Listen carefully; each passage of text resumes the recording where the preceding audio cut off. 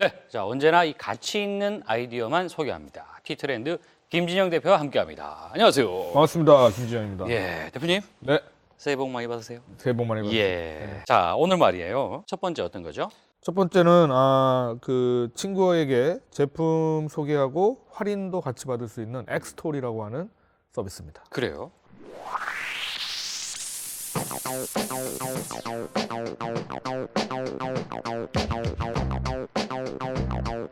기본적으로는 이 컨셉은 나의 페이스북 친구들 또는 나의 트위터 친구들한테 상품을 추천해주고 추천한 대가로 내가 특정 상품에 대한 할인과 보상을 받을 수 있는 그런 유형의 서비스 모델입니다. 특히 소셜 마케팅을 활용하는 기업 입장에서 보면 추천해주는 사람이 추천해준 고객이 얼마나 유입되고 얼마만큼 상품을 구매했는지에 대한 트래킹을 백엔드 쪽에서 광고 효과를 아주 치밀하게 세련되게 분석할 수 있는 도구를 기업들한테 제공하고 있다는 측면에서 상당히 매력적인 서비스로 보여집니다. 자, 그러니까 제가 이제 순수한 목적으로, 순수한 의도로 추천을 한다는 거죠. 이 업체에서 주장하고 있는 것은 이제 일단 그렇습니다. 근데 이제 추천받은 사람이 자기네들 사이트에 와서 실제로 물건을 어느 정도로 구매하고 있는지에 대한 광고 효과 측정을 굉장히 세밀하게 진단을 해줌으로써 광고 효과를 높여주는 방향으로 친구가 다른 친구한테, 지인한테 추천할 수 있도록 좀 더 독려와 격려를 해준다고 하는 그런 메커니즘이 조금 있다라고 하는 게 조금 다른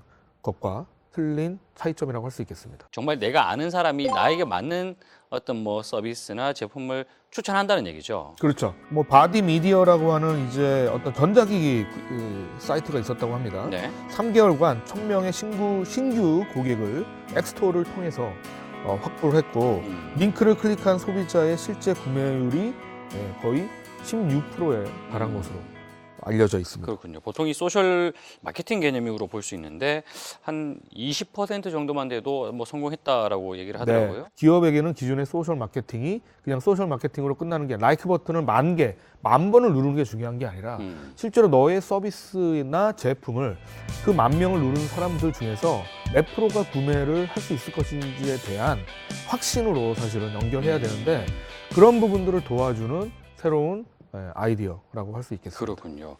이 좋아요를 대신 눌러주는 그런 회사도 있다고 그래요. 예, 많고요. 지금 페이스북의 문제점 중에 하나가 이 라이크 버튼 10만 개를 이제 클릭한 예. 이 그 뭐 페이스북 팬페이지나 페이스북 페이지가 실제 거래가 되고 있습니다. 이제 그런 측면에서 이 서비스 같은 경우는 좋아요가 100만 개든 뭐 1000만 개든 다 필요 없다는 거 아닙니까? 필요 없다는 거. 그게 실제로 중요한 게 아니고 네. 중요한 건데 뭔가 이런 기업의 아픈 점, 가려운 점을 긁어내서 뭔가 새로운 가치를 창출해낼 수 있는 아이디어가 예. 끊임없이 나온다는 것 자체가 굉장히 신기한 일인 것 같습니다. 그렇습니다.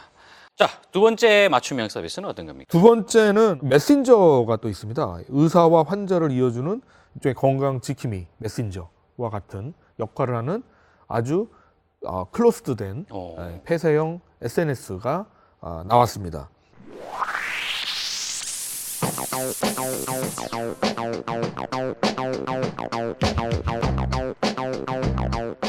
주치의 개념인데 주치의와 이 1대1로 뭐 대화를 나눌 수 있는 네. 그런 온라인 서비스다. 맞습니다.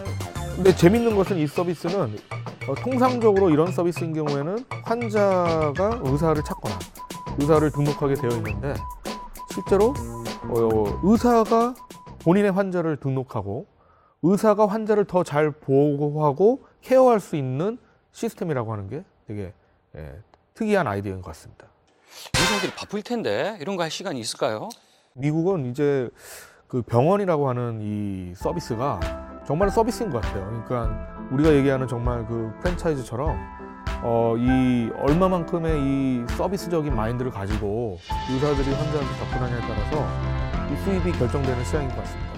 그래서 이 서비스도 거기에 이제 포커스를 맞춰서 왜 환자가 의사를 찾아다니면서 애걸복걸 해야 되는가 이런 이제 문제점에서 시작한 거죠. 왜 환자가 의사를 만나는 것에 대해서 시간이 많이 걸리고 예약을 그렇게 빈번히 해야 되고 기다려야 되고 대기 시간도 많이 걸리고 돈도 그렇게 싸 짊어지고 내는데 의료의 질을 이렇게 낮는가 대한 의문을 품고 나온 서비스라고 할 수 있는 것이죠. 미국 얘기예요, 그죠? 그렇죠. 예, 예, 예. 미국 얘기입니다. 미국 얘기입니다. 굉장히 지금 뭐 불만이 많으신 것 같은 불만은 없는데요. 그런- 굉장히, 미국에서 좀 사셨나요? 아니요, 좀뭐 미국 방문만 뭐 일주일 동안 방문.